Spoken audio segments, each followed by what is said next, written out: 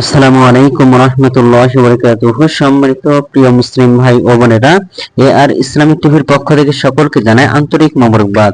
আশা করি সকলে ভালো আছেন। আমি আলহামদুলিল্লাহ আল্লাহর রহমতে ভালো আছি। আজকে আপনাদের মাঝে আলোচনা করব বনি ইসরাইলের বাছুর পূজার কাহিনী সম্পর্কে। চলুন আমরা জেনে নিই। দীর্ঘদিন চরম নির্যাতন সহ্য করার পর আল্লাহ তাআলা বনি ইসরাইলকে ফেরাউন এবং তার জাতির কবল থেকে মুক্ত করেন। বনী ইসরায়েলের জন্য আল্লাহ তাআলা লোহিত সাগরকে বিভক্ত করে মাঝে পথ করে দেন। মুসা আলাইহিস সালামের নেতৃত্বে বনী ইসরায়েল নিরাপদে লোহিত সাগর পার হয়। ফেরাউন এবং তার বাহিনী সমুদ্রে ডুবে ধ্বংস হয়। লোহিত সাগর পার হয়ে ফিলিস্তিনে যাওয়ার পথে বনী ইসরায়েল এমন এক জাতির এলাকা অতিক্রম করে যারা আল্লাহকে বাদ দিয়ে একটি বাছুর পূজা করত। তাদের বাছুর পূজা দেখে বনী ইসরায়েলের অজ্ঞ কিছু লোক বনী মুসা আলাইহিস সালামকে বলল, আমাদের জন্য তাদের মতো একটি ইলাহ বানিয়ে দিন। মুসা আলাইহিস সালাম বললেন, তোমরা এত অজ্ঞ কিভাবে হও? আল্লাহ তাআলা তোমাদের ফেরাউনের হাত থেকে উদ্ধার করেছেন, আর এখন তোমরা আল্লাহ ছাড়া অন্য ইলাহ চাও। তিনি তাদের সতর্ক করেন এবং আল্লাহ ছাড়া অন্য কিছুর পূজা করতে নিষেধ করেন। এরপর যখন মুসা আলাইহিস সালাম আল্লাহ তাআলার নির্দেশে ভাই হারুন আলাইহিস সালামকে বনী ইসরাইল নেতৃত্ব এবং দেখাশোনার দায়িত্ব দিয়ে তুর পাহাড়ে যান, তখন সামিরি নামের এক ব্যক্তি বনী ইসরাইলকে বাছুর পূজায় পরিণত করেন। সামিরি ইমানদার হওয়ার ভান করত, কিন্তু অন্তরে সে ছিল কাফের। ফেরাউনকে ধ্বংস হইতে দেখেও সে কাফেরই রয়ে গিয়েছিল। মুসা আলাইহিস সালামের অনুপস্থিতির সুযোগে সে বনী ইসরায়েলকে পথভ্রষ্ট করার চক্রান্ত করে। বনী ইসরায়েলের অনেকের কাছে মিশর থেকে আনা স্বর্ণ কলঙ্কার ছিল।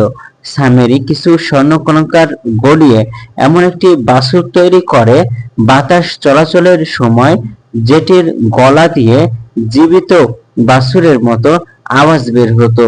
বনী ইসরায়েলের লোকেরা স্বর্ণের বাছুরটিকে জীবিত বাছুরের মতো আওয়াজ করতে দেখে বিস্মিত হয়। সামিরি বলেন, জানো এটা কি? তারা বলে, কি এটা? সামিরি বলেন যে এটাই তোমাদের তোমাদের এবং মূসার রব, কিন্তু মূসা তার প্রকৃত রবকে ভুলে গেছে। সামিরির কথা শুনে বনী ইসরায়েলের অনেকে বিভ্রান্ত হয় এবং ওই বাছুরের চারপাশে ঘুরে পূজা করতে শুরু করে। হারুন আলাইহিস সালাম খবর পেয়ে ছুটে যান। তিনি তাদেরকে বুঝিয়ে এই পাপাচার থেকে বিরত রাখার সর্বক্ষণ চেষ্টা করেন, কিন্তু আল্লাহ তাআলার শাস্তির ভয় করতে বলেন। কিন্তু এই পথভ্রষ্ট লোকেরা বলে, তুমি যাও, আমরা মুসা ফিরে না আসা পর্যন্ত এটার পূজা চালিয়ে যাব। মুসা আলাইহিস সালাম তখন তুর পাহাড়ে আল্লাহ তাআলা মুসা আলাইহিস সালামকে বলেন যে তোমার অনুপস্থিতিতে আমি তোমার কওমকে পরীক্ষায় ফেলেছি। সামিরি তাদের অনেককে পথভ্রষ্ট করেছে।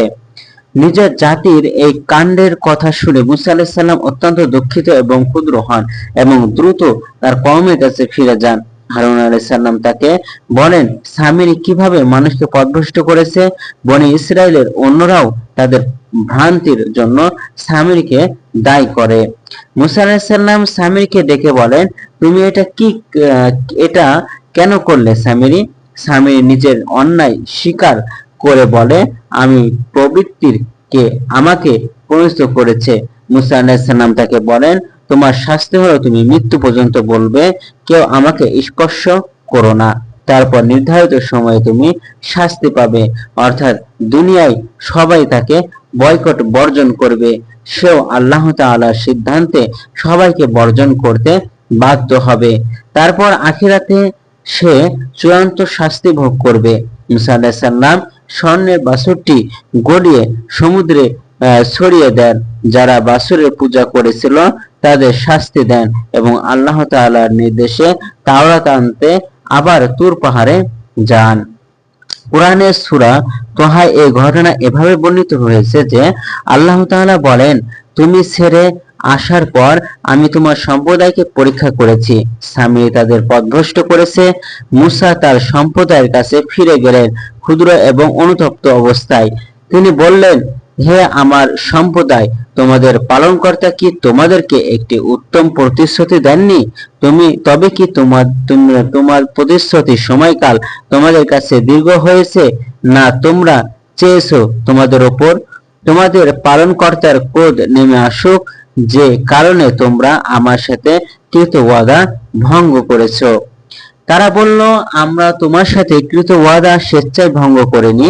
আমাদের কাছে ফিরআউনের জাতির কিছু অলংকার ছিল, আমরা সেগুলো নিক্ষেপ করেছি। একইভাবে সামিরও নিক্ষেপ করেছে। তারপর সে তাদের জন্য তৈরি করলো একটি বাছুর, একটি শরীর যা গরুর মতো শব্দ করত। তারা বলল, এটাই তোমাদের উপাস্য এবং মূসারও উপাস্য। মূসা ভুলে গেছে, তারা কি দেখে না যে এটা তাদের কোনো কথার উত্তর দেয় না এবং তাদের কোনো ক্ষতি এবং উপকার করার ক্ষমতাও রাখে না? হারুন তাদের বলেছিলেন যে, হে আমার জাতি, তোমরা তো এই বাছুরের মাধ্যমে পরীক্ষায় পড়েছ এবং তোমাদের পালনকর্তা দয়াময়।